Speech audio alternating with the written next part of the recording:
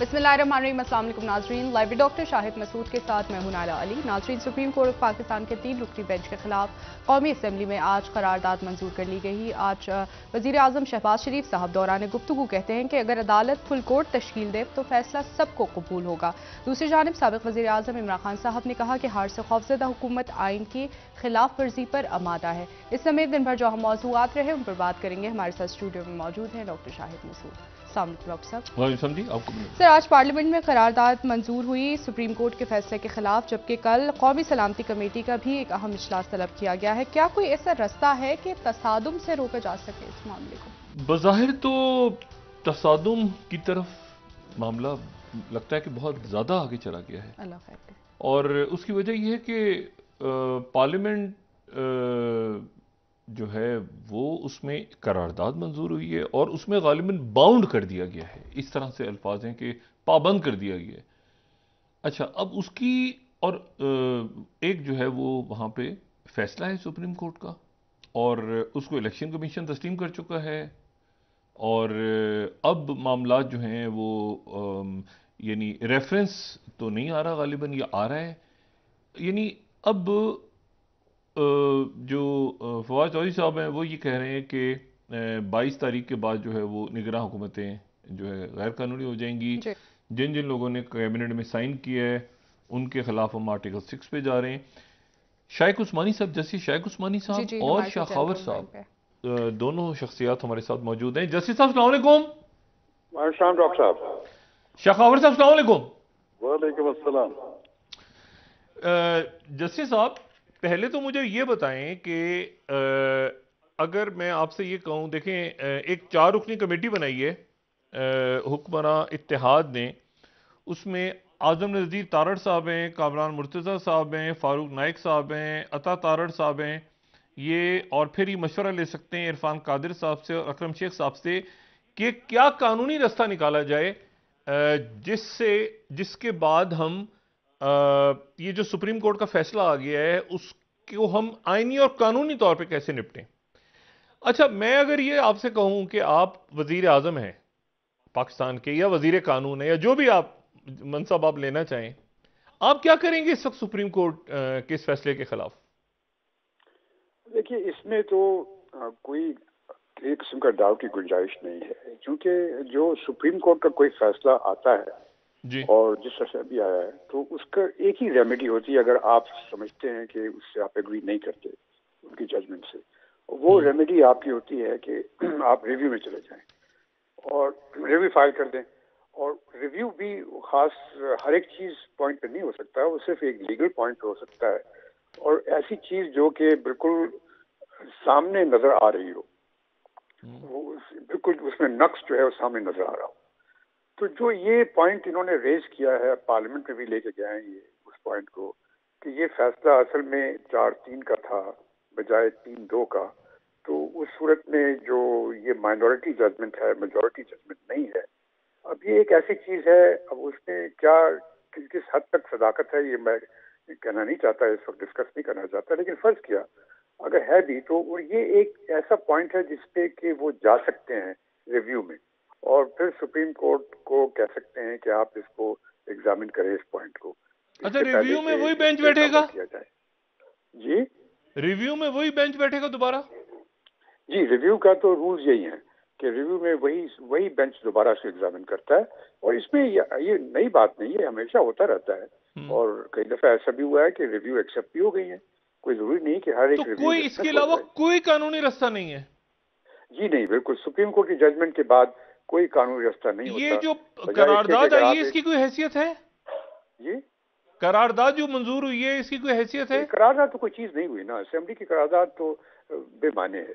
एक करारदाद में लोगों ने कह दिया कि जी आप ये कर दें, तो उसकी तो कोई लीगल स्टैंडिंग नहीं है सिरे से। अच्छा, शाखावर साहब, रेफरेंस नवाज शरीफ साहब ने कहा था रेफरेंस फाइल करें 3 जज साहिबान के खिलाफ, चीफ जस्टिस साहब समेत। रेफरेंस नहीं फाइल हो रहे, यानी उस पर कोई कंफ्यूजन है, हो नहीं सकते, क्या मामला क्या है? कोई पॉइंट्स नहीं मिल रहे रेफरेंस के लिए?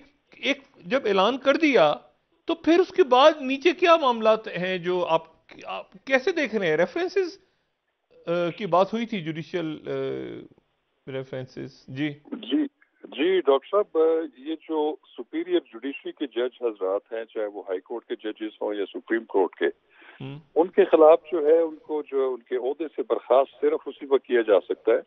آرٹیکل 209 ہے آئین پاکستان کا. سپریم جوڈیشل کونسل جو ہے وہ ان کو ان کے عہدے سے ہٹا سکتی ہے، وہ بھی اس وقت کہ جب ایک کوڈ آف کنڈکٹ ہوتا ہے جو سپریم جوڈیشل کونسل نے ہی بنایا ہے، جس کا ججز حلف بھی دیتے ہیں. اگر اس کوڈ آف کنڈکٹ کی خلاف ورزی ہو تو پھر وہ ایک جواز ہوتا ہے کہ کسی سٹنگ جج کے خلاف ایک ریفرنس سپریم جوڈیشل کونسل میں بھیج دیا جائے. لیکن یہاں پہ اگر ان کی ججمنٹ کے حوالے سے اگر گورنمنٹ کو ان کی جو ہے وہ ان کی ججمنٹ سے اتفاق نہیں ہے تو وہ کوئی گراؤنڈ نہیں ہے کہ اس کی بیسس کے اوپر جو ہے وہ ان کے خلاف جو ہے وہ ریفرنس فائل کیا جو سپریم جوڈیشل کونسل میں. جہاں تک ابھی شائخ عثمانی صاحب نے فرمایا بالکل ٹھیک ہے کہ جو بھی ججمنٹ ہو آپ اس سے بھلے اتفاق نہ کرتے ہوں، لیکن اس کو منسوخ کرنے کا ایک ہی طریقہ ہے کہ اس پہ جو ہے وہ ریویو فائل کیا جائے. اب ریویو یہ فائل کر نہیں رہے، اور چونکہ گورنمنٹ کا موقف یہ ہے کہ یہ 4-3 کی میجورٹی سے یہ پٹیشن چونکہ خارج ہو چکی ہیں، اور جو 3 رکنی ججز کا جو فیصلہ تھا الیکشن کی ڈیٹ جنہوں نے دی ہے، ان کو وہ کہہ رہے ہیں کہ یہ مائنارٹی ویو ہے، ہم پہ لاگو نہیں ہوتا. اسی چیز کو لے کے وہ ریویو میں چلے جائیں. کیونکہ ریویو کا مقصد کیا ہوتا ہے؟ ریویو کا مقصد ہوتا ہے وہ صرف اس پوائنٹ پہ ہو سکتا ہے کہ جب ایک عدالتی فیصلے کے اوپر اتنا بڑا سکم اور اتنی بڑی قانونی غلطی ہے جس کو درست کرنا ضروری ہے. تو میں سمجھتا ہوں کہ اگر ان کا یہی پوائنٹ آف ویو ہے کہ 3 رکنی بینچ جو ہے وہ یہ ایک قانونی غلطی کر رہا ہے کہ وہ 4-3 کی میجورٹی سے ڈسمس ہو چکی ہے پٹیشنز، اس کے بارے میں اب 188 کے تحت ریویو فائل کریں. اور اس میں ایک اور بات بھی ہے کہ اس میں کوئی شک نہیں ہے کہ نارملی وہی بینچ جو ہے ریویو سنتا ہے اور اس پہ ڈیسیجن بھی کرتا ہے، اور اس میں بھی کوئی شک نہیں ہے کہ کئی ریویوز جو ہے وہ الاؤ بھی ہوئے ہیں. لیکن اس میں بھی کوئی امر مانے نہیں ہے کہ ریویو میں ایک لارجر بینچ بھی بن سکتا ہے. اس کی بھی نظیریں موجود ہیں کہ ریویو ابھی اب فبارہ بسٹرز والا کیس تھا، اس میں ایک 3 رکنی بینچ نے فیصلہ کیا تھا، لیکن ریویو جو ہے وہ پھر ایک لارجر بینچ غالباً 5 رکنی بینچ نے سنا تھا. تو لیکن اس میں مطلب یہ تو پھر نہیں، ان کی جو لیگل ٹیم ہے وہ تو اس کو نہیں مان رہی نا. اس کے علاوہ اور کوئی قانونی رستہ آپ کو نظر نہیں آ رہا حکومت کے لیے؟ ڈاکٹر صاحب نہیں نظر آ رہا، لیکن میں ایک سمجھتا ہوں یہ جتنے بھی جو قانونی ٹیم انہوں نے تشکیل دی ہے، اس میں کوئی شک نہیں ہے کہ وہ سارے بڑے منجے ہوئے پریکٹسنگ لائر ہیں، آئین اور قانون کو سمجھتے ہیں. لیکن جب حکومت سرکاری طور پہ اگر کسی سے رائے لیتی ہے تو اس کے لیے ministry of law and justice موجود ہے، لا ڈویژن موجود ہے. تو وہ کوئی بھی اقدام اگر حکومت نے اپنی سطح پہ کرنا ہے، حکومت کی سطح پہ، تو پھر ان کے لیے رولز آف بزنس میں ضروری ہے کہ وہ جسٹس جو لا اینڈ جسٹس ڈویژن ہے ان سے باقاعدہ ایک اوپینین مانگیں اور پھر ان کی اوپینین کے مطابق عمل کریں. ابھی یہ جو 4 معزز جو حضرات ہیں جن کا ابھی آپ نے ذکر کیا، ان کی جو رائے ہے وہ اپنی رائے ہو سکتی ہے، وہ پولیٹیکلی انفلوئنس رائے ہو سکتی ہے، لیکن جو سرکاری سطح پر رائے لی جاتی ہے وہ لا ڈویژن سے لی جاتی ہے. اچھا شائخ عثمانی صاحب یہ بتائیں کہ الیکشن کمیشن نے جب یہ کہا ہے کہ ہم سپریم کورٹ کے فیصلے کو مانتے ہیں، اچھا، اور عدالت جو ہے وہ ظاہر ہے کہ موجود ہے ابھی، یعنی ایک طرح سے مانیٹر کر رہی ہے. ابھی انہوں نے رپورٹ مانگی ہے الیکشن کمیشن سے 11 تاریخ کو غالباً. مجھے یہ بتائیں، اچھا اس سے پہلے سیکٹری ڈیفنس اور سیکٹری فائنینس بھی عدالت میں موجود تھے اور ان سے بھی غالباً بات ہوئی ہے ان چیمبر یا جو جیسے بھی ہے. الیکشن کمیشن نے جب فیصلے کو تسلیم کر لیا ہے تو اس کا مطلب یہ ہے کہ انہوں نے، اور آج ان کی طرف سے یہ بات بھی کی گئی ہے کہ چونکہ ہم نے سپریم کورٹ کے فیصلے کو مان لیا اس لیے اب ہمیں خود وزارت دفاع یا وزارت خزانہ سے ان کو خط لکھنے کی ضرورت نہیں، ہم نے تو فیصلہ مان لیا ہے.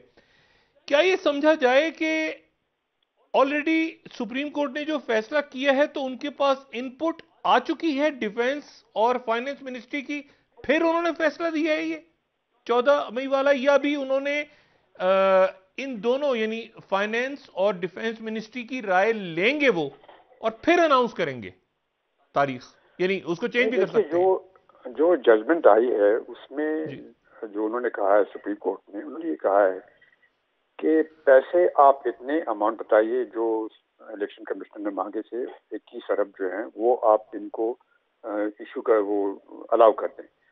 اور دوسری چیز انہوں نے یہ کہا ہے کہ آپ ان کو ایک قابل قبول سیکیورٹی مہیا کریں. یہ دو آرڈرز انہوں نے دیے ہیں فیڈرل گورنمنٹ کو. اور جو الیکشن کرانے کا کام ہے وہ تو چیف الیکشن کمشنر کا ہے، وہ گورنمنٹ کا کام نہیں ہے. اور چیف الیکشن کمشنر کو ڈائریکشن دی ہے کہ آپ الیکشن کروائیں. چیف الیکشن کمشنر کا شروع سے پوائنٹ یہ تھا کہ یہ دونوں چیزیں ان کے پاس موجود نہیں تھیں. ان کے پاس پیسے نہیں تھے اور ان کے پاس سیکیورٹی کی گارنٹی نہیں تھی. اب جو پیسوں کی بات ہے وہ تو انہوں نے ڈائریکشن ڈائریکٹ دے دی کہ آپ 21 ارب دے دیں. اگر گورنمنٹ ان کو 21 ارب نہیں دیتی تو گورنمنٹ جو ہے وہ ان کے سپریم کورٹ کے آرڈر کی وہ ڈس اوبے کرے گی. اور جہاں تک کہ سیکیورٹی کا معاملہ ہے وہ تھوڑا سا ڈاؤٹ فل ہے کیونکہ اس میں اور بھی بہت سی چیزیں انوالوڈ ہیں. اس میں کنڈیشنز ہیں. سیکیورٹی دینا اور اس کو پرومس کرنا اور اس کو افیکٹو سیکیورٹی دینا، جس سے انہوں نے قابل قبول لفظ استعمال کیا گیا، قابل قبول، وہ اتنا آسان کام نہیں ہے. چونکہ ہمارے ملک میں آپ کو معلوم ہے کہ الیکشن جو ہے وہ کوئی سویلائز ملکوں کی طرح تو ہوتے نہیں ہیں. یہاں پہ لڑائی جھگڑے بھی ہوتے ہیں اور قتل و غارت بھی ہوتے ہیں، یہ بھی ہو چکا ہے. تو ان سب چیزوں کی موجودگی میں ان کو فوج کی مدد کی ضرورت پڑے گی. اور اگر فوج انکار کر دے دینے سے کہ نہیں ہم تو آپ کو کوئی مدد نہیں دے سکتے کیونکہ ہم بارڈر پہ ہم بزی ہیں اور اس پہ بزی ہیں، ٹیررزم پہ بزی ہیں، ہم پرووائڈ نہیں کر سکتے آپ کو سیکیورٹی، تو اس صورت میں پھر وہ چیز نہیں فیڈرل گورنمنٹ پرووائڈ کر سکے گی اور ان کے پاس کوئی جواز پیدا ہو جائے گا کہ بھئی ہم تو نہیں کر سکتے. لیکن اگر وہ کوئی قسم کا جواز نہیں ہوتا، فوج کوئی انکار نہیں کرتی، تو اس صورت میں پھر گورنمنٹ کو کے لیے لازم ہے کہ وہ سیکیورٹی پرووائڈ کریں.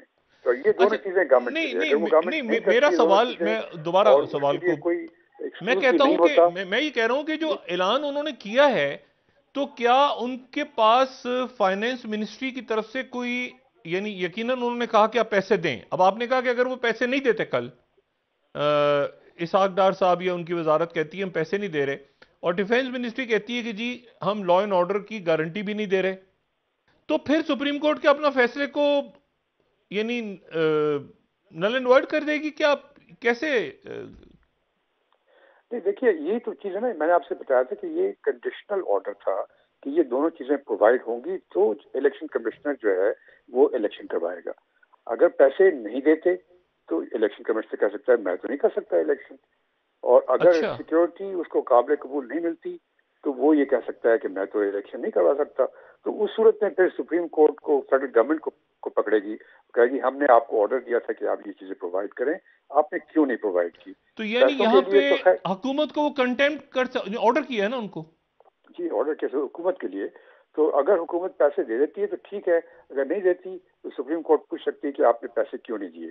تو یہ کنٹیمپٹ ہے، یہ کنٹیمپٹ ہے جی، یہ کنٹیمپٹ ہوگا جی. پھر یقیناً. اچھا کنٹیمپٹ کس پہ ہوگا؟ حکومت کا کیا مطلب ہوتا ہے؟ حکومت کا مطلب وزیر اعظم اور کابینہ ہے یا وزیر اعظم ہے؟ نہیں، اس میں تو جو ہیڈ آف دا گورنمنٹ ہوگا، ہیڈ آف دا گورنمنٹ کو بلایا جائے گا، ان سے پوچھا جائے گا کہ آپ نے یہ کیوں نہیں دیا. اگر وہ کوئی خاص اس کا جواب نہیں دے سکتے، ایکسپلین نہیں کر سکتے، تو اس صورت میں ان کے خلاف کنٹیمپٹ کی پروسیڈنگز ہو سکتی. شاخاور صاحب آپ بتائیے گا کہ کیا ابھی ان پٹ آ گئی ہوگی پھر اعلان کیا ہے، یا ابھی ان پٹ آئے گی دونوں طرف سے پھر اس کے بعد وہ یعنی کیسے دیکھ رہے ہیں آپ؟ یہ آپ کس چیز کی ان پٹ کی بات کر رہے ہیں؟ یہ جو یعنی میں آپ سے کہہ رہا ہوں کہ جب یہ اعلان کیا انہوں نے تو کیا ایک تو آ گیا نا ان کے پاس، انہوں نے کہا کہ پیسے آپ پرووائڈ کریں، کلیئر ہو گیا. ڈیفینس کا جو معاملہ تھا وہ انہوں نے کہا انویلپ میں آپ ہمیں دیں، آپ ہم سنتے ہیں اندر. پھر فیصلہ آ گیا، انہوں نے کہا کہ 14 مئی کو الیکشن کروائے جائیں. اب میرا سوال آپ سے یہ ہے کہ اگر حکومت پیسے نہیں دیتی فرض کریں، یا حکومت یہ تو ڈیفائی کر سکتے ہیں نا، تو پھر اس صورت میں حکومت جو ہے یعنی سپریم کورٹ اس صورت میں کیا کرے گی؟ یعنی اچھا آج جو قرارداد آئی ہے اس میں کہا کہ ہم نے باؤنڈ کر دیا ہے وزیر اعظم کو کہ ہم پابند کرتے ہیں کہ وہ یہ نہ کریں. फैसला मंजूर ना करें। तो ये कैसे देख रहे हैं इस पॉस्चर को आप? डॉक्टर साहब देखिए, बात ये है कि ठीक है, एक कौमी असम्बली में एक करारदाद जो है वो आ गई और कौमी असम्बली की मेजॉरिटी जो मेंबर्स हैं उनका एक व्यू पॉइंट सामने आ गया कि वो सुप्रीम कोर्ट ऑफ पाकिस्तान की जजमेंट को किस नज़र से देखते हैं। लेकिन जो कौमी असम्बली की करारदाद है वो आईनी और कानूनी तौर पर वज़ीर-ए-आज़म को बाउंड नहीं कर सकती कि आपने एक काम नहीं करना या आपने अदालती हुक्म नहीं मानना। तो फिर भी अगर आप आइन को देखें तो आइन का जो मंशा है खास तौर पे सुप्रीम कोर्ट की जजमेंट के हवाले से, वो आर्टिकल 189 में है कि सुप्रीम कोर्ट ऑफ पाकिस्तान जो कि एक क्वेश्चन ऑफ लॉ बनाएगा या एनंशिएट्स करेगा, तो वो तमाम एग्जीक्यूटिव और जुडिशियल अथॉरिटीज पर वाजिब होगा उस पर पाबंदी करना। और फिर जो आर्टिकल 190 है वो ये कहता है कि जो तमाम मुल्क की जुडिशियल और एग्जीक्यूटिव अथॉरिटीज सुप्रीम कोर्ट की मदद के लिए आएंगी उनकी फैसले को इम्प्लीमेंट करवाने के लिए। तो चूंकि अब एग्जीक्यूटिव जो है वो तो गवर्नमेंट है और chief executive of the country जो है वो तो प्राइम मिनिस्टर ऑफ पाकिस्तान है। अब यहाँ पे जो इलेक्शन कमीशन को जो कहा गया है, बल्कि फेडरल गवर्नमेंट को कहा गया है कि 10 अप्रैल तक जो है वो 21 अरब रुपए इलेक्शन कमीशन के उस पर ट्रांसफर कर दिए जाए, और अगर वो ना हुई या जो भी सूरत हाल हुई, 11 अप्रैल को इलेक्शन कमीशन ने इसके बारे में एक रिपोर्ट जो है वो 3 जज हजरात को चेम्बर्स में जो है वो देनी है। और फिर उस फैसले में ये भी लिखा है कि अगर उसकी डिफाइंस होती है और उसकी कंप्लायंस नहीं होती तो फिर वो मुनासिब कानूनी कार्रवाई जो है वो फिर वो जो है वो करेंगे। तो इसका मतलब यही हुआ कि अगर ऐसा होता है तो फिर जो फेडरल गवर्नमेंट है और प्राइम मिनिस्टर हैं वो बिल्कुल एक्सपोज हो सकते हैं to the contempt proceedings. Article 209 read with the provisions of contempt of court ordinance 2003, तो उसके तहत तो फिर उनके खिलाफ बिल्कुल ये कार्रवाई हो सकती है। मुझे ये बताइएगा जस्टिस साहब, एक बड़ी बदकिस्मती है कि फिर ज़ाहिर ऐसा लगता है कि पार्लियामेंट और ये यानी पार्लियामेंट और सुप्रीम कोर्ट का एक, यानी हम बदकिस्मती के साथ ये लफ्ज़ इस्तेमाल करना पड़ रहा है कि वो तकसीम है नज़र आ रही है। और तहरीक इंसाफ जो एक मुल्क की बड़ी जमात है, अब ये जो टकराव है, तसादुम, मुझे ये बताएं कि ये एक तो हम सबको नजर आ रहा है कि तसादुम बढ़ रहा है, इसकी शिद्दत में इजाफा हो रहा है। ये दरमियान में जो बिलावल भुट्टो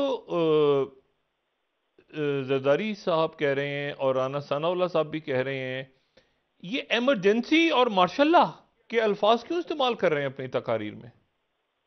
देखिए, इमरजेंसी तो खैर लगाई जा सकती है, लेकिन उसके लिए जो चीजें आइन में हैं आर्टिकल 232 में वो चीजें मौजूद होनी चाहिए। उस सूरत में तो इमरजेंसी लगाई जा सकती है अगर वो चीजें मौजूद हों और वो फिर दोनों हाउसेस के सामने भी ये पेश हो, सब कुछ जो कुछ भी लिखा हुआ है आर्टिकल 232 में, उसकी तो गुंजाइश है। और वो अगर गवर्नमेंट चाहती है और वो चीजें मौजूद हैं, वो हालात मौजूद हैं जिसमें इमरजेंसी लाई जा सकती है, गवर्नमेंट लगा सकती है इमरजेंसी, और 1 साल का टाइम मिल सकता है उनको। इमरजेंसी चैलेंज हो जाएगी सुप्रीम कोर्ट में? जी, इमरजेंसी भी सुप्रीम कोर्ट में चैलेंज हो जाएगी? नहीं होगी इमरजेंसी तो वो गवर्नमेंट अगर डिक्लेयर कर देती है, फिर वो अगर दोनों हाउसेस उसको एक्सेप्ट ना करें फिर तो उस सूरत में नहीं होगी इमरजेंसी, लेकिन उसमें सुप्रीम कोर्ट उसमें इंटरफेयर नहीं कर सकेगी। अच्छा, शाखावर साहब, सुप्रीम कोर्ट इंटरवीन नहीं कर सकती इन केस ऑफ इमरजेंसी? जी जी जी बिल्कुल जस्टिस साहब दुरुस्त फरमा रहे हैं, क्योंकि वो इमरजेंसी के नफाज के अगर सारे इंग्रेडिएंट्स पूरे हों, अगर सदर ये इमरजेंसी नाफिज करते हैं और उसको जो दोनों, अच्छा, इमरजेंसी सदर नाफिज करेंगे? नहीं, वो होता तो सदर के हुक्म से ही है, क्योंकि वो तो सदर तो यहाँ से, अच्छा, उसी तरह से रिकमेंडेशन जाएगी, वो रोक सकते हैं? जी जी बिल्कुल, वो जो एक एडवाइस का तरीकाकार है और उसको सदर कितना अरसा रोक सकते हैं, लेकिन अगर वो सारी रिक्वायरमेंट्स पूरी हो जाएं तो फिर ये अगर जॉइंट सेशन जो है दोनों हाउसेस भी उसकी अगर मंजूरी दे दे तो फिर तो यकीनन इमरजेंसी नाफिज हो सकती है। फिर उस पे हाई कोर्ट से सुप्रीम कोर्ट जो है वो उस पे इंटरफेरेंस नहीं कर सकती अगर वो तमाम रिक्वायरमेंट पूरी हुई हो इमरजेंसी के नफाज। वो रिक्वायरमेंट्स पूरी हैं? क्या क्या रिक्वायरमेंट्स है, जरा दोबारा बता दीजिएगा। रिक्वायरमेंट्स ये है कि एक तो ये है कि सदर उस वक्त इमरजेंसी नाफिज करते हैं कि जब कोई फौरन एग्रेशन हो, मुल्क की सालमियत के ऊपर अटैक हो बाहर से, या अगर इंटरनल डिस्टर्बेंसेस इतनी ज्यादा हो जाएं कि वो सूबाई हुकूमतें जो हैं उसको कंट्रोल करने में और आईनी तरीके से उसको चलाने में जो है वो नाकाम हो जाएं, तो फिर इमरजेंसी नाफिज हो सकती है। लेकिन 18वीं तरमीम में एक शर्त भी आयद कर दी गई थी इस पे कि इमरजेंसी जो है उस वक्त नाफिज होगी कि जब वो मुतलका सूबाई असम्बली एक करारदाद के जरिए ऐसा करने की सिफारिश न करे। लेकिन अगर करारदाद के अलावा अगर वजीर आजम की एडवाइस पे सदर इमरजेंसी नाफिज करते हैं तो वो फिर 10 दिन के अंदर अंदर उसको दोनों हाउसेज के सामने रख के उससे अप्रूवल लेना पड़ेगी। अगर दोनों हाउसेज अप्रूवल देंगे तो वो इमरजेंसी का नफाज हो सकेगा, अदरवाइज वो जो प्रोक्लेमेशन ऑफ इमरजेंसी है वो 10 दिन के ज्यादा नहीं चल सकेगी। अच्छा, और इमरजेंसी सुप्रीम कोर्ट या किसी भी अदालत में चैलेंज नहीं हो सकती। अच्छा, इसमें से कौन सी शर्त ऐसी है जिसके ऊपर हुकूमत इमरजेंसी लगा सकती है? उन्होंने इंटरनल डिस्टर्बेंसेस जो कि beyond the control of the provincial government हो, अगर ऐसी सूरत हाल हो तो वो एक इम्पॉर्टेंट इंग्रेडिएंट है इमरजेंसी के नफाज का। तो वो सूबे में लगेगी या पूरे मुल्क में लग जाएगी? एक सूबे में भी और पूरे मुल्क में भी लग सकती है, बिल्कुल। उसमें उस सूरत में ये होता है कि जो सूबाई असम्बली के जो इख्तियारात होते हैं कानून साजी के, वो डायरेक्ट फेडरल गवर्नमेंट के पास, उनके पास फेडरल पार्लियामेंट के पास चले जाते हैं। और उसमें एक इम्पॉर्टेंट बात ये भी होती है कि इमरजेंसी के नफाज के दौरान अगर एक्ट ऑफ पार्लियामेंट के जरिए इलेक्शंस जो हैं उनको 1 साल तक, जनरल कौमी असम्बली के इलेक्शंस को कौमी असम्बली की म्याद 1 साल तक बढ़ाई जा सकती है। शेख उस्मानी साहब, ये तो एक कार्ड है, बहुत बड़ा कार्ड है फिर हुकूमत के पास इस वक्त। जी, ये इनका लास्ट कार्ड है अगर वो इस्तेमाल करेंगे, लेकिन वो इतना आसान नहीं होगा। और चूंकि ये प्रोविंशियल असेंबली तो है नहीं पंजाब में, तो ये सूबे के लेवल तक तो नहीं होगी इमरजेंसी। अगर वो करना चाहते हैं इमरजेंसी लगाना तो उनको सारे मुल्क में लगानी पड़ेगी। और वो, लेकिन ये एक ऐसी चीज़ है जो वो कर सकते हैं। अब वो किस हद तक जाना चाहते हैं ये मुझे मालूम नहीं, लेकिन ये पॉसिबिलिटी है यकीन। इमरजेंसी में होता क्या है वैसे? इमरजेंसी में एक तो ये ठीक है ना कि इलेक्शन चने पोस्टपोन कर दिए, और क्या, और इमरजेंसी में क्या होता है? मतलब मैं बतौर एक आम पाकिस्तानी में, इमरजेंसी लग गई, अब क्या हो गया? इलेक्शन नहीं हुआ और इलेक्शन, देखिए, एक तो ये कि असेंबली की मियाद एक साल बढ़ सकती है, और जो फेडरल गवर्नमेंट, जो नेशनल असेंबली है, वो सब सूबों के लिए लेजिस्लेट कर सकती है, और वो कोई उसको चैलेंज नहीं किया जा सकता, उसको कोई कोर्ट उसको चैलेंज नहीं कर सकती। फंडामेंटल राइट्स जो हैं वो भी सस्पेंड हो जाते हैं। तो ये सब क्या मतलब है आपका? कि फंडामेंटल राइट्स से क्या मुराद है? हाँ, सस्पेंड होने से ये जो फंडामेंटल राइट्स जो है ना, कॉन्स्टिट्यूशन में गारंटीड है, वो भी सस्पेंड हो जाते हैं, और वो उसके बेसिस पर कोई कोर्ट में नहीं जा सकता। यानी मसलन शाखावर साहब, इसको वजाहत फरमाएं। बुनियादी हुकूक। ये बिल्कुल जस्टिस साहब दुरुस्त फरमा रहे हैं कि इमरजेंसी के नफाज के दौरान वैसे जो हाई कोर्ट्स की जो वैसे इख्तियारात हैं एपेलेट दूसरे, वो तो कायम रहते हैं, लेकिन जो बुनियादी हकूक का जो चैप्टर है आइन में दिया गया है शहरियों को, वो चैप्टर या वो बुनियादी हकूक जो है इमरजेंसी के नफाज के दौरान वो मुअत्तल रहते हैं। इसका मतलब है कि जो हाई कोर्ट्स का आर्टिकल 199 का इख्तियार है वो मुअत्तल हो जाएगा बुनियादी हकूक के हवाले से। बाकी जो अदालतें यानी वजाहत करें, क्या मतलब बुनियादी हक तो वैसे तो पता नहीं कहूंगा कि बुनियादी हकूक। देखिए, मैं आपको बताऊं, अगर उसमें तहरीर और तकरीर और इज्तिमा जो है ये बुनियादी हकूक है, तो इमरजेंसी के नफाज के दौरान ये हकूक भी सल्ब हो सकते हैं। ये मैं आपको सिंपल बता रहा हूँ। अच्छा, यानी उसमें फिर मीडिया भी आ जाएगा? बिल्कुल आ जाएगा, क्योंकि तहरीर, तकरीर, इज्तिमा और इस तरह के जो बुनियादी हकूक हैं वो बिल्कुल सल्ब हो सकते हैं। अगर वो सल्ब हो जाएं तो उसकी जो हाई कोर्ट की जुरिस्डिक्शन है 199 की, जो बुनियादी हकूक के नफाज का जो है वो आर्टिकल है, वो भी मुअत्तल रहेगा जब तक कि इमरजेंसी का नफाज रहेगा। अच्छा, लेकिन शायद उस्मानी साहब आप ये कह रहे हैं कि ये आसान नहीं होता, और इसको मेरा ख्याल है दुनिया भी कोई इमरजेंसी लगी हुई है पाकिस्तान में, तो वो भी शायद इसको कोई मुनासिब अंदाज में ना देखें। जी, वो तो एक अलग चीज है ना, बस। लेकिन ये एक पॉसिबिलिटी है ہاں جو حکومت کر سکتی ہے استعمال. بالکل ٹھیک ہے, ٹھیک ہے, بالکل ٹھیک ہے. شیخ عثمانی صاحب آپ کا بہت شکریہ, اور شیخ خاور صاحب آپ کا بھی بہت شکریہ, تھینک یو ویری مچ. اچھا یہ جو بات ہے تصادم اگر بڑھتا ہے زیادہ تو اس کے نتیجے میں ایمرجنسی کا جو لفظ استعمال ہو رہا ہے وہ اس کی پاسبلٹی ہے, یعنی کہ وہ لاسٹ کارڈ ہوئے گا حکومت کے پاس. نہیں کارڈ نہیں ہے, وہ ایک آپشن انہوں نے رکھا ہوا ہے اور وہ آپشن وہ استعمال کر سکتے ہیں. ٹھیک ہے, یعنی اس میں میڈیا, اس میں گرفتاریاں اگر ہوتی ہیں مطلب بنیادی حقوق کے اوپر, یعنی مثال کے طور پہ کہیں اجتماع پہ پابندی, لوگ جمع ہو گئے, مطلب ہے کہ عدالتیں ضمانت نہیں دے سکتی, یعنی بنیادی حقوق, جی ہاں, بنیادی حقوق, تحریر, تقریر, یہ سارے معاملات جو ہیں.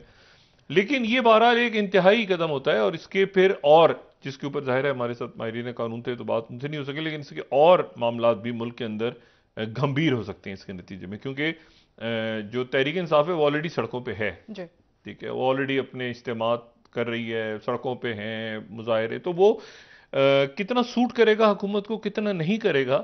اور یہ بات امپورٹنٹ بات جو شیخ عثمانی صاحب نے کی کہ وہ چل ہی نہیں ہو سکتی, وہ اسٹرائک ڈاؤن نہیں ہو سکتی. تو یہ اب دیکھنا ہے کہ یہ معاملات کیا اس حد تک جاتے ہیں یا اس سے پہلے کسی طرح سے یہ معاملات ایک افہام و تفہیم, ہاں, یہ تو وہ بھی آئینی معاملہ ہے, یہ وہ بھی آئین میں ہی ہے, وہ آئین سے ماورائے آئین نہیں ہے, لیکن وہ ایک ایسا اسٹیپ ہے جو کیا خلفشار کو بڑھائے گا ملک میں, کیا مزید جسے کہنا چاہیے کہ عدم استحکام یا استحکام آ جائے گا اس کے نتیجے میں, یہ فیصلہ کرنا ہے, دیکھنا ہے ہم سب نے بطور پاکستانی بھی, اور اگر ہم پالیسی میکرز ہیں اور پولیٹیشنز ہیں اور اکابرین, تو سب نے دیکھنا ہے کہ کیا ملک میں ہم نے کیسے آگے جانا ہے. یعنی ہم پھنس گئے ایک جگہ پہ اور اسے نکلنا ہے بہت تیزی کے ساتھ. میں آپ کو کیوں بتا رہا ہوں کہ تیزی کے ساتھ نکلیں, دیکھیں بات کر رہے ہیں تو ایک نیا محاذ کھل گیا ہے پچھلے آدھے گھنٹے, یا آپ سمجھیں کہ اس سے بھی زیادہ, آدھے گھنٹے سے تو زیادہ ہو گیا, کافی گھنٹے ہو گئے. لیکن یہ ہے کہ وہ محاذ ایسے کھلا ہے کہ جو لیبنن ہے, لیبنن یعنی جو کہ اسرائیل کے شمال میں ہے لیبنن, اور جہاں پہ ظاہر ہے کہ حزب اللہ بھی وہاں پہ ہے, اور وہاں پر پیلسٹینین گروپس بھی ہیں مختلف, اور غزہ جو کہ ایک اسرائیل درمیان میں, ایک طرف مغربی کنارہ, ایک طرف جو ہے وہ غزہ. اور اچھا مسجد اقصی پہ 2 دن مسلسل وہاں پہ اسرائیل کی فوج اندر گئی ہے, اور نمازیوں کو رمضان کے مہینے میں ان کو گرفتار کیا گیا ہے. مسجد کی او آئی سی کی طرف سے, پاکستان کی طرف سے, تمام ملکوں کی طرف سے, ایون مغربی ممالک کی, غیر مسلم ممالک کی طرف سے اس کی کنڈیمنیشن ہوئی ہے اقوام متحدہ کا سے. لیکن جو میں بات کہہ رہا ہوں وہ یہ کہ غزہ سے راکٹ گرے آ کے اسرائیل کے اوپر, اچھا, اور لیبنن سے بھی گرے, 2 طرف سے اسرائیل پہ حملہ ہوا ہے پچھلے چند گھنٹوں میں, اور اس مسجد اقصی والے واقعے پہ, اور یہ اس وقت ہوا ہے. اچھا جو اسماعیل ہانیہ ہیں وہ بیروت میں ہیں اس وقت, یعنی اسماعیل ہانیہ جو کہ حماس کے سربراہ ہیں, حزب اللہ نے کہا ہے کہ ہم نے ابھی تک نہیں کیے, لیکن ہم دیکھ رہے ہیں کہ کس نے کیا ہے. اور یہاں پر یہ بات امپورٹنٹ ہے کہ حزب اللہ جو ہے وہ اس مرحلے پہ کیا کرتی ہے, اور کیا وہ حماس اور حزب اللہ کی میٹنگ میں کیا سامنے چیز آتی ہے. لیکن یہ ہو کس وقت رہا ہے, ایک تو یہ واقعہ ہو رہا ہے نا جو اور یہ ایک مسجد اقصی قبلہ اول کے ساتھ جو اسرائیل کر رہا ہے کئی دہائیوں سے, یہ تو ایک ان کے لیے تو ایک معمول کا واقعہ, انتہا پسند حکومت ہے.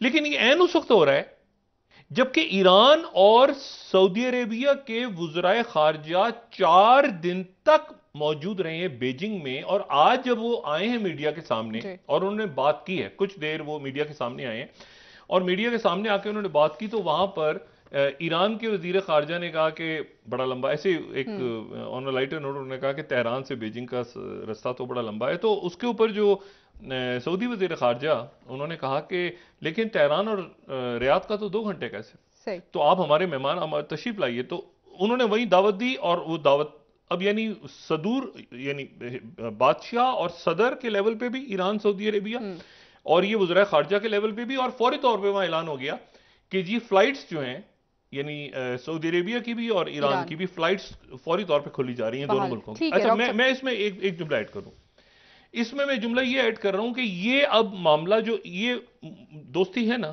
یہ دوستی اس کا ٹیسٹ ہوگا اب وہاں پر کہ لیبنان میں حزب اللہ کیا کرتی ہے، یمن میں کیا ہوتا ہے، شام میں کیا ہوتا ہے، مطلب یہاں پر افغانستان، عراق، یہ ایک پورے ریجن میں اس کے اثرات کیا ہوں گے، ٹھیک ہے، یہ کیسے آگے بات بڑھے گی۔ اچھا، جو اقوام متحدہ کی سیکورٹی کونسل کا اجلاس بلایا ہے اسرائیل کی جارحیت کے خلاف، وہ کس نے بلایا ہے؟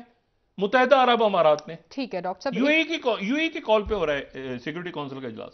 ٹھیک ہے ڈاکٹر صاحب، بریک ایک لے لیتے ہیں، اس واپس کا آ کے بات پاکستان پہ کیا اثر ہونے جا رہا ہے؟ سعودی عرب اور ایران قریب آ رہے ہیں، مزید جانیں گے ڈاکٹر صاحب آپ سے۔ ناظرین یہاں پر ایک بریک لیتے ہیں، ہمارے ساتھ رہیے۔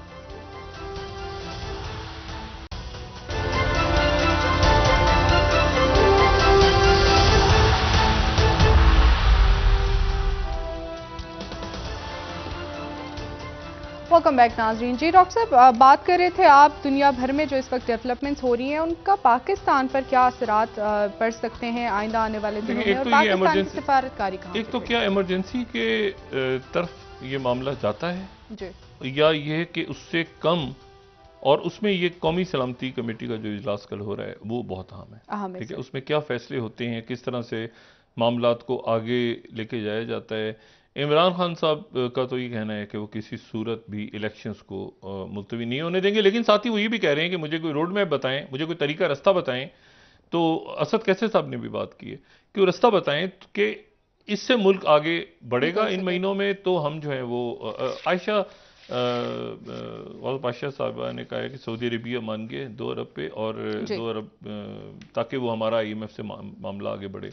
سبسڈیز کے اوپر ابھی بھی ان کو اعتراض ہے، لیکن انہوں نے کہا ہے کہ UAE جو ہیں وہ جائیں گے اسحاق ڈار صاحب، تو اس کے بعد وہ مانے گا۔ صحیح۔ اچھا، اب اس میں لیکن یہ کہ جب یہ ہوگا تو تب ہوگا، پھر ہم اس کے بعد بات کریں گے کہ تب ملک کی معیشت کہاں کھڑی ہے جا کے۔ اس سال بارشیں بہت ہو رہی ہیں اور فصلیں بہت بڑی تعداد میں ملک میں تباہ ہوئی ہیں، اور ایک طرح سے فوڈ سیکیورٹی کا بھی معاملہ درپیش آ سکتا ہے ہمیں بہت ساری اور دیگر معاملات کے ساتھ۔ یہ جو میں نے آپ سے بات کی نا، دیکھیں ایک نام بڑا انٹرسٹنگ ہے، اور وہ جو نام ہے وہ ہے ایڈمرل گورسکوف، ایڈمرل گورسکوف۔ یہ جو ہے یہ ایک رشیا کا بڑا جنگی بحری جہاز، بیڑا، اور اس کو یہ وہ ہے جو کہ کچھ دن پہلے تک یہ موجود تھا جنوبی افریقہ اور چائنا کے ساتھ ایکسرسائزز ہو رہی تھی، ہم نے ذکر کیا تھا اپنے پروگرام میں۔ اب یہاں پر میں ذرا کوٹ کر رہا ہوں جو ہماری 5th سلائیڈ ہے کہ نیوی ریکگنیشن، یہ دنیا بھر میں جو نیوی کے جو بحری جہازوں کی موومنٹس ہیں ان کو جو ٹریک کرتی ہے یہ وہ سورس ہے کہ Russia navy frigate admiral Gorshkov sails in Indian ocean towards the north, ٹھیک ہے، یہ نارتھ کی طرف وہ آنا شروع ہوئے، وہ نیچے تھی درمیان میں، اور وہ پھر اوپر یعنی ساؤتھ سے وہ آنا شروع ہوئی۔ ساؤتھ سے مراد یہ ہے کہ جنوبی افریقہ سے وہ نارتھ کی طرف جانے شروع ہوئی، تو یہ نارتھ کی طرف جا کے اس نے پہنچنا تھا سیریا میں، جہاں پر رشین فوج موجود ہے۔ لیکن پہلی دفعہ تاریخ میں ایک روس کا جنگی جہاز جدہ کی بندرگاہوں پہ اترا ہے، ٹھیک، اور یہاں پہ میں عرب نیوز کو کوٹ کر رہا ہوں، اور Russian military vessel docks in Saudi Arabia for the first time, جو کہ 4تھی سلائیڈ ہے۔ یہ میں نے کہا نا بڑے ہسٹوریکل ایونٹس ہو رہے ہیں اس وقت، ہسٹوریکل ایونٹس۔ چائنا، سعودی عربیہ، ایران، ٹرکی، رشیا، عرب لیگ میں واپسی، سیریا کی، یہ لیبنان کے اندر جو لیبنان اور غزہ میں جو نیا فرنٹ کھل گیا ہے وہ اس کو کیسے دیکھتے ہیں۔ اور اس کے ساتھ ہی میں آپ کو یہ بتاؤں کہ ابھی اور یعنی یہ سارا اس وقت ہو رہا ہے جب یعنی وزرائے خارجہ تو اپنی جگہ انہوں نے دستخط کیے ہیں نا، یعنی ایگریمنٹ سائن ہوئے ہیں، جو اس سے پہلے جو ہے وہ یعنی ایران اور سعودی عربیہ کے۔ انٹرسٹنگ بات یہ ہے کہ دونوں کے سیکیورٹی ہیڈز بھی چائنا میں تھے، دونوں ملکوں کے سعودی عربیہ کے سیکیورٹی ہیڈ، ٹھیک ہے، ان کے انٹیلیجنس اور سیکیورٹی کے، فوج کے نہیں، یہ جو سیکیورٹی ہیڈ ان کے، اور ایران کے بھی جو سیکیورٹی جو ٹاپ لیڈرشپ ہے وہ بھی، یعنی وہاں پر جو ڈسکشنز ہوئے ہیں وہ صرف ڈپلومیٹک لیول پہ نہیں ہوئے، سیکیورٹی کے ایشو بہت ہیں. یہ جو بات کی نا کہ ایران سے سعودی عرب جہاز فلائی کر کے آ جاتا ہے 2 گھنٹے میں آ جاتا ہے، یہ خود اپنی جگہ ایک محاذ ہے.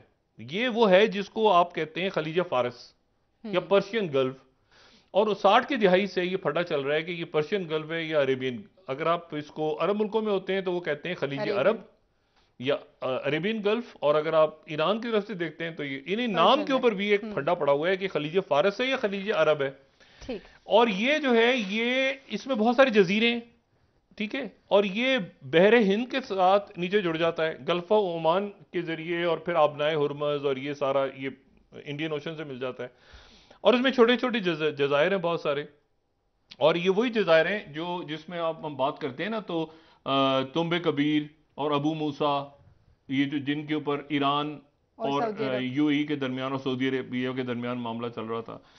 تو اب لیکن اس میں جو ایشو ہے نا، اچھا اس میں بہت سارے جزیرے ہیں، اور سب سے بڑا جزیرہ جو ہے وہ کون سا ہے، وہ بڑا انٹرسٹنگ بات ہے کہ یہ جو ہے نا خلیج فارس، یہ اوپر جا کے شط العرب سے اگر آپ نارتھ میں چلے جائیں نا تو یہ اوپر عراق کا جو شط العرب کا علاقہ ہے نا، وہ علاقہ جہاں پہ صدام حسین کے پیلسز بنے ہوئے تھے، اور جہاں سے کویت سے جو انٹری ہوئی تھی نا، یعنی اس کی امپورٹنس یہ ہے کہ جب عراق میں امریکن فوج داخل ہوئی تھی تو وہ کویت سے داخل ہوئی تھی، تو یہ شط العرب تک جاتی ہے اوپر، اور شط العرب سے پھر یہ یعنی اوپر عراق ہے، پھر کویت ہے، تو کویت سے پھر یہ لینڈ کے تھرو عراق میں انٹر ہوئے تو شط العرب، اور وہاں پر پھر پورا جو عراق کا.